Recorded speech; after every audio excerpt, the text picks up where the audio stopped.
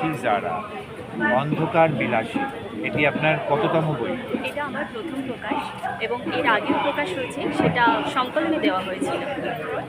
আর বইটা কি নিয়ে, মানে কবিতা, হ্যাঁ, গল্প? কবিতার মাধ্যমে আমি সমাজকে মোটিভেট করতে চাইছি, তো সমাজের জন্য কিছু প্রশ্ন তুলে ধরেছি। দিদি আচ্ছা, এবার আমরা একটুখানি খুশি যারা সম্বন্ধে জেনে নিই। খুশি যারা একটু যদি কাইন্ডলি বলেন আপনার পরিচিতি। হ্যাঁ। আমি রাজারহাট নিউটাউন থেকে কথা বলছি। খুশি যারা, আমি লেখালেখির মধ্যে আছি এবং সংস্কৃতিপনার মধ্যেও আছি। স্কুল, কলেজ যদি একটু প্লিজ বলেন। হ্যাঁ, আমি দক্ষিণ চব্বিশ পরগনা ভাঙড় থেকে পড়াশোনা করেছি। আর কি নিয়ে আপনার? আমি ভয়েস আর্টিস্ট এবং সঞ্চালনাও করি, সাথে সাথে লেখালেখির মধ্যেও আছে। লেখালেখি করতে আমার একদম ছোটোবেলা থেকেই লাগে। আমার একটা প্রশ্ন ছিল যে এই মোটিভেশন, মানে মানুষকে মোটিভেট করার জন্য কবিতা লেখার কথা দিদি আপনার মনে হলো কেন? হঠাৎ কেন এইরকম কেন প্রেমের কবিতাতে গেলেন না, কেন অন্য কবিতাতে গেলেন না, সোজাসুজি এই ধরনের কবিতায় আসলেন কেন? অ্যাকচুয়ালি সমাজে যেটা হচ্ছে, স্বামী স্ত্রীর মধ্যে ডিভোর্স হচ্ছে বেশি এবং সম্পর্কের মধ্যে বেশি ভেদাভেদ হয়ে যাচ্ছে, পরকীয়া হচ্ছে। তো সেই জায়গা থেকে ছেড়ে যাওয়ার যুগে আমি থেকে যাওয়া নিয়েই কথা বলতে এসেছি এবং সেটাই আমার লেখার মধ্যে প্রকাশ করেছি। মানে ভাঙ্গনটাকে আটকানোর জন্য, রোধ করার একদম জন্য। একদম একদম। ধন্যবাদ দিদি আপনাকে এই ধরনের কথা মানুষের জন্য ভাবার জন্য।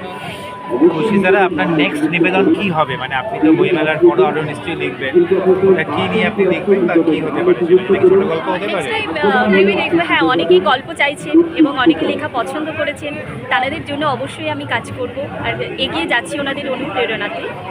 আচ্ছা, এই যে বই, এটি কোথায় এখন পাওয়া যাচ্ছে? কলকাতা এটা ইন্টারন্যাশনাল বুক ফেয়ারে সন্ধ্যা প্রকাশনীতে 153 নম্বর স্টলে পাওয়া যাচ্ছে, গেট নাম্বার 2। আচ্ছা দিদি, আমরা জানি আপনি খুব ভালো আবৃত্তি করেন, হ্যাঁ, কারণ ভয়েস দেন বিভিন্ন জায়গাতে। আমরা কি একটা আবৃত্তি আপনার কাছ থেকে শুনতে পারি, আপনারই লেখা কবিতা? আমার লেখা তো এখন আসলে লিখতে গেলে যারা লেখে তারা তো আর মুখস্থ করে না। আপনি আচ্ছা, দেখেই আর বলুন, অন্য কিছু। দেখেই বলুন। আপনার যেটা মন চায় সেটা তাহলে বলুন। পরের জন্মে বয়স যখন 16ই সঠিক, আমরা তখন প্রেমে পড়ব। মনে থাকবে বুকের মধ্যে মস্ত বড় ছাদ থাকবে, শীতল পাটি বিছিয়ে দেব। সন্ধে হলে বসবো দুজন, একটা দুটো খসবে তারা। হঠাৎ তোমার চোখের পাতায় তারার চোখের জল গড়াবে। কান্ত কবির গান গাইবে, তখন আমি চুপটি করে দু চোখ ভরে থাকবো যে। মনে থাকবে। দিদি, এই কবিতা আপনার মুখে শুনতে, আপনার কণ্ঠস্বর শুনতে সবাই ভালোবাসে। আমি যতটুকু জানি এই কবিতা দিয়ে আপনি অনেকটা দূর এগিয়ে গেছেন এবং অনেকেই আপনার মুখে এই কবিতাটা শুনতে ভালোবেসেছে। তো আপনি কিভাবে অনুশীলন করেছেন যে এই কবিতাতেই আপনাকে লোকে চিনে যাবে এই কবিতার মাধ্যমে?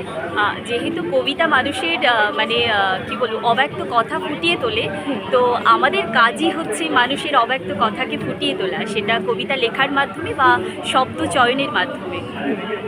ধন্যবাদ দিদি।